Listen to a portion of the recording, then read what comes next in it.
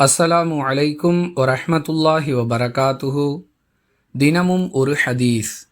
ஒருவர் அழகிய முறையில் உலு செய்துவிட்டு தொழுகையை நிறைவேற்ற வேண்டும் என்ற எண்ணத்தில் பள்ளிவாசலுக்கு புறப்பட்டு சென்றால் அவர் எடுத்து வைக்கக்கூடிய ஒவ்வொரு காலடிக்கு பகரமாகவும் அல்லாஹ் அவருடைய ஒரு அந்தஸ்தை உயர்த்துகிறான், ஒரு பாவத்தை அழிக்கிறான் என அல்லாஹுவின் தூதர் ஸல்லல்லாஹு அலைஹி வஸல்லம் அவர்கள் கூறியதாக அபூ ஹுரைரா ரதியல்லாஹு அன்ஹு அவர்கள் அறிவிக்கிறார்கள்.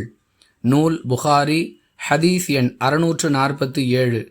அன்பிற்குரிய அல்லாஹுவின் நல்லடியார்களே, நாம் பள்ளிவாசலுக்கு செல்லும் பொழுது எடுத்து வைக்கக்கூடிய ஒவ்வொரு காலடிக்கு பகரமாகவும் ஒரு அந்தஸ்து மறுமையில் உயர்த்தப்படுகிறது, ஒரு பாவம் மன்னிக்கப்படுகிறது.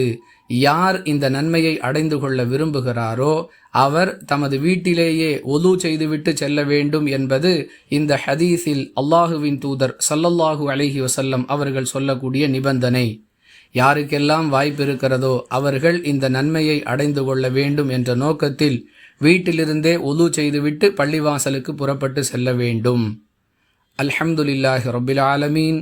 அஸ்ஸலாமு அலைக்கும் வரஹ்மத்துல்லாஹி வபரகாத்துஹு.